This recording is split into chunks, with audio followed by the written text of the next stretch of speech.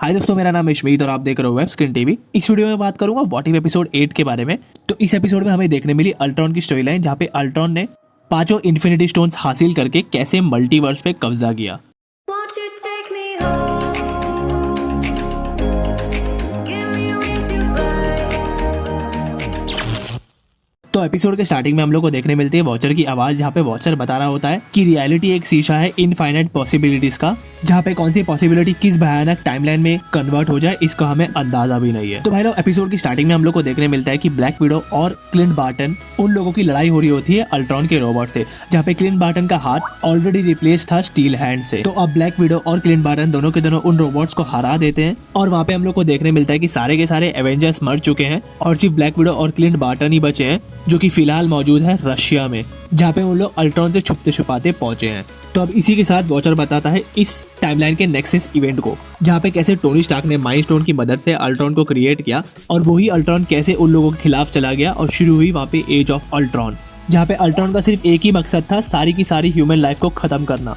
और उसी के चलते उसने माइंड स्टोन की मदद से विजन को क्रिएट किया था। बट लेकिन रियल मूवी में एवेंजर्स ने विजन को उसकी पूरी क्रिएशन से पहले ही उठा दिया था। बट लेकिन इस यूनिवर्स ने अल्ट्रॉन ने विजन को पूरी तरीके से बना दिया और उसके माइंड स्टोन का यूज करके अपने मकसद को पूरा करने लगा, जिसका सामना करते करते सारे के सारे एवेंजर्स भी मारे गए। और वहाँ पे साथ ही साथ अल्ट्रॉन ने पूरी दुनिया में मिसाइल्स भी छोड़ दी, जिसकी वजह से पूरी अर्थ भी डिस्ट्रक्शन की ओर बढ़ गई। बट लेकिन अल्ट्रॉन का मकसद वहाँ पे खत्म ही हुआ था कि वहाँ पे पहुंच गया थैनोस अपनी पांचों के पांचों इन्फिनिटी स्टोन्स लेकर, और वहाँ पे विजन अल्ट्रॉन ने उसको अपनी माइंड स्टोन की ताकत की मदद से एक ही झटके में खत्म कर दिया और उसकी पांचों की पांचों इन्फिनिटी स्टोन को अपने अंदर ले लिया। और उन पांचों स्टोन्स को अपने पास लेने के बाद उसके पास ओवरऑल 6 इन्फिनिटी स्टोन्स हो गई और इनफाइनाइट हो गया वो। तो अब इनफाइनाइट होने के बाद उसको अपने अर्थ के अलावा सारे के सारे यूनिवर्स के बीइंग के बारे में पता चल गया और उसके बाद वो अपना एक और मकसद वहाँ पे बनाता है, जहाँ पे वो पूरी दुनिया को इरेडिकेट करना चाहता है, जिस वजह से पूरी यूनिवर्स में पीस बना रहे। और जिस मकसद के चलते हुए उसने पूरी यूनिवर्स के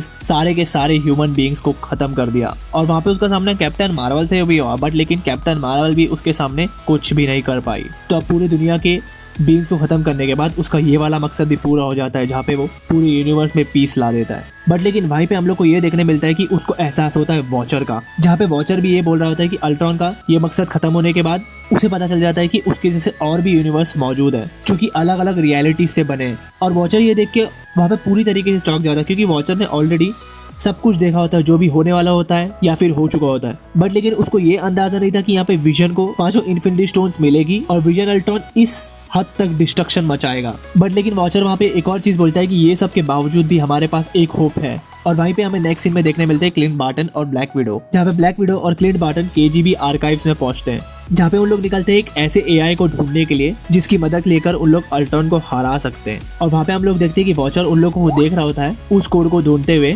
और वॉचर को ये एहसास भी हो जाता है कि उसके पीछे अल्ट्रॉन आ चुका है और अल्ट्रॉन को पता चल चुका है मल्टीवर्सेस के बारे में। और यहीं पे किसी तरीके से ब्लैक विडो भी उस कोड को ढूंढ लेती है और उस एआई का नाम होता है जोला। और उसी के बाद नेक्स्ट सीन में हम लोग को देखने मिलता है कि वॉचर जहाँ पे सारे के सारे मल्टीवर्सेस पे आए रखता था, उस जगह पे पहुंच जाता है अल्ट्रॉन। और वहीं पे अल्ट्रॉन भी देखता है कि उसके जैसे कितने सारे यूनिवर्सेस मौजूद है और इन सारे यूनिवर्स में कितना सारा केओस है, जिसको अल्ट्रॉन को किसी भी तरीके से खत्म करना होगा। और यहाँ पे हमें देखने मिलता है कि जो जोला था वो एक्चुअली एक साइंटिस्ट था, जो कि हाइड्रा के लिए काम करता है, जिसने अपने ब्रेन को एक कंप्यूटर में एज अ एआई स्टोर कर दिया था मरने से पहले। तो अब वहाँ पे एआई ऑन करते ही रोमानॉफ और क्लिंट बार्टन दोनों को पहचान लेता है, जहाँ पे वो लोग जोला से मदद मांगते हैं कि किसी तरीके से वो उनकी हेल्प करे अल्ट्रॉन के इन्फिल्ट्रेट करके अल्ट्रॉन को पूरी तरीके से क्रैश डाउन कर सके, क्योंकि एट द एंड अल्ट्रॉन एक एआई है और एआई को एआई ही खत्म कर सकता है। तो अब उसी जगह पे पहुंच जाते हैं अल्ट्रॉन के रोबोट्स, जिसमें से एक रोबोट को क्लिंट तीर चलाकर उसके अंदर जोला का एआई भर देता है। तो अब उसके वहाँ पे हम लोग को यही देखने मिलता है कि अल्ट्रॉन के रोबोट से लड़ते लड़ते क्लिंट और ब्लैक विडो में क्लिंट जो है वो अपनी जान गंवा देता है, यानी कि अपने जान का वो सेक्रीफाइस दे देता है ब्लैक विडो को बचाने के लिए,